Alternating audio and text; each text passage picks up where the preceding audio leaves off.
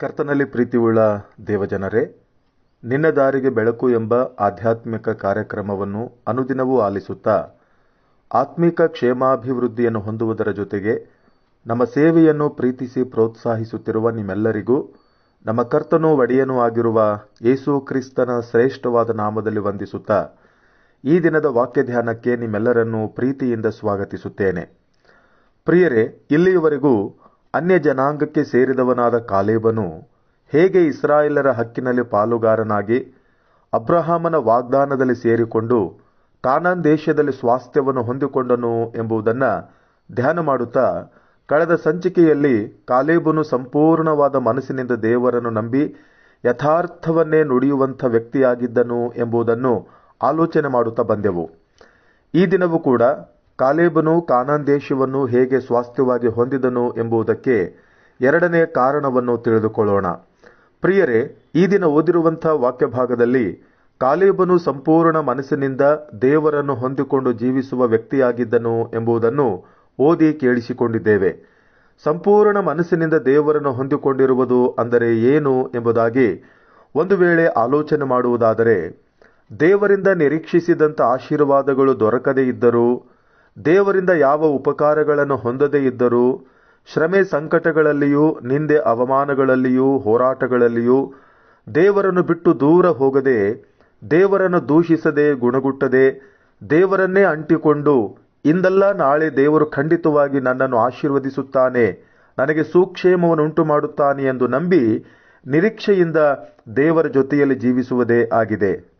ಪ್ರಿಯರೇ, ಕಾನಾನ್ ದೇಶವನ್ನು ಸಂಚರಿಸಿ ನೋಡಿ ಬಂದಂಥ ಇಸ್ರಾಯೇಲರ 12 ಕುಲಾಧಿಪತಿಗಳಲ್ಲಿ 10 ಜನರು ಕಾನಾನ್ ದೇಶದ ಕುರಿತು, ಅಲ್ಲಿನ ಜನರ ಕುರಿತು ಕಪಟದಿಂದ ಅಶುಭ ಸಮಾಚಾರವನ್ನು ತಿಳಿಸಿದಾಗ ಆ ರಾತ್ರಿ ಇಸ್ರಾಯೇಲರೆಲ್ಲರೂ ಗುಲ್ಲು ಮಾಡಿ ಅಳುತ್ತಾ ದೇವರಿಗೆ ವಿರುದ್ಧವಾಗಿ ಮಾತಾಡಿ ದೇವರನ್ನು ಬಿಟ್ಟು ಮತ್ತೆ ಹಿಂತಿರುಗಿ ಐಗುಪ್ತ ದೇಶಕ್ಕೆ ಹೊರಟು ಹೋಗುವುದಕ್ಕಾಗಿ ನಾಯಕನನ್ನು ನೇಮಿಸಿಕೊಂಡರು.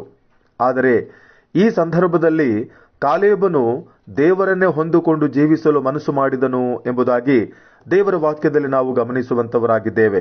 ಪ್ರಿಯರೇ, ಒಬ್ಬ ವ್ಯಕ್ತಿ ದೇವರನ್ನ ಬಿಟ್ಟು ದೂರ ಹೋಗುವುದಕ್ಕೆ 3 ಕಾರಣಗಳು ದೇವರ ವಾಕ್ಯದಲ್ಲಿ ನಾವು ಕಾಣುವಂತವರಾಗಿದ್ದೇವೆ. ಮೊದಲನೇದಾಗಿ, ದೇವರ ಆಜ್ಞೆಗಳನ್ನು ಕೈಗೊಂಡು ನಡೆಯುವುದಕ್ಕೆ ಮನಸ್ಸಿಲ್ಲದೆ ಇರುವಾಗ. ಇದಕ್ಕೆ ಉದಾಹರಣೆ ಪ್ರವಾದಿಯಾದಂಥ ಯೋನ. ಎರಡನೇದಾಗಿ, ನಮ್ಮ ಜೀವಿತದಲ್ಲಿ ಕಷ್ಟ ನಷ್ಟಗಳು ಶ್ರಮೆ ಸಂಕಟಗಳು ಎದುರಾಗುವಾಗ. ಇದಕ್ಕೆ ಉದಾಹರಣೆ ಬರಗಾಲದಲ್ಲಿ ಬೆತ್ಲೆಹೇಮನ್ನು ಬಿಟ್ಟು ಹೋದಂಥ ನವೋಮಿಯ ಕುಟುಂಬ. ಮತ್ತು ಮೂರನೇದಾಗಿ, ಲೋಕದ ಸುಖಭೋಗಗಳನ್ನು ಅನುಭವಿಸಬೇಕೆಂಬ ಉದ್ದೇಶದಿಂದ ದೇವರನ್ನು ಬಿಟ್ಟು ಹೋಗುವಂಥವರು. ಇದಕ್ಕೆ ಉದಾಹರಣೆ ತಪ್ಪಿ ಹೋದಂಥ ಮಗ. ಹೀಗೆ ಮೇಲಿನ ಈ 3 ಕಾರಣಗಳಿಂದ ಅನೇಕರು ದೇವರನ್ನು ಬಿಟ್ಟು ದೂರ ಹೋಗುವಂಥವರಾಗಿದ್ದಾರೆ.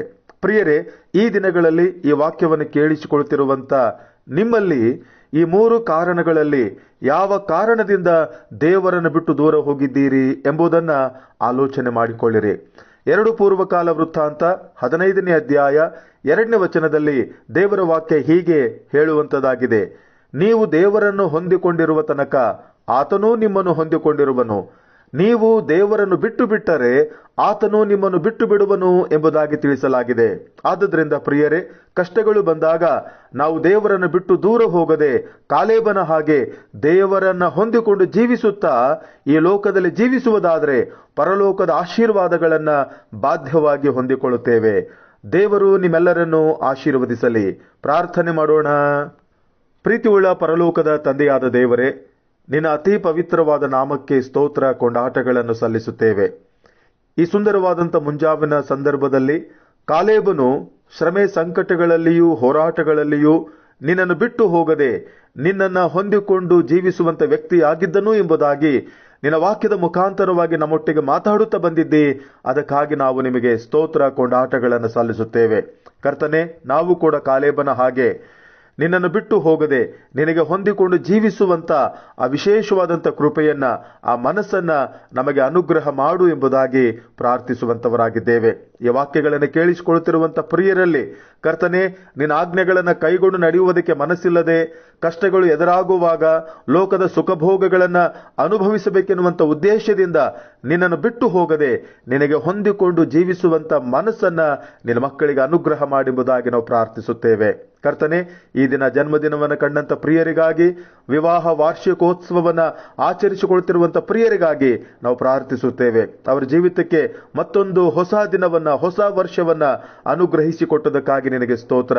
ಅನಾರೋಗ್ಯದಲ್ಲಿರುವಂಥ ಪ್ರತಿಯೊಬ್ಬೊಬ್ಬರನ್ನು ಕೂಡ ನಾವು ನೆನಪಿಗೆ ತಂದುಕೊಳ್ತೇವೆ. ಯೆಹೋವನೆಂಬ ನಾನೇ ನಿಮ್ಮ ಆರೋಗ್ಯದಾಯಕನೂ ಎಂಬುದಾಗಿ ವಾಗ್ದಾನ ಮಾಡಿದಂಥ ದೇವರೇ, ನಿನ್ನ ಮಕ್ಕಳಿಗೆ ವಿಶೇಷವಾದಂಥ ಆರೋಗ್ಯವನ್ನು ದಯಪಾಲಿಸು. ಪ್ರಾರ್ಥನೆ ಕೇಳಿದಕ್ಕಾಗಿ ಸ್ತೋತ್ರ. ಯೇಸುವಿನ ನಾಮದಲ್ಲಿ ಬೇಡಿದ್ದೇವೆ ಕರ್ತನೇ, ಆಮೇನ್.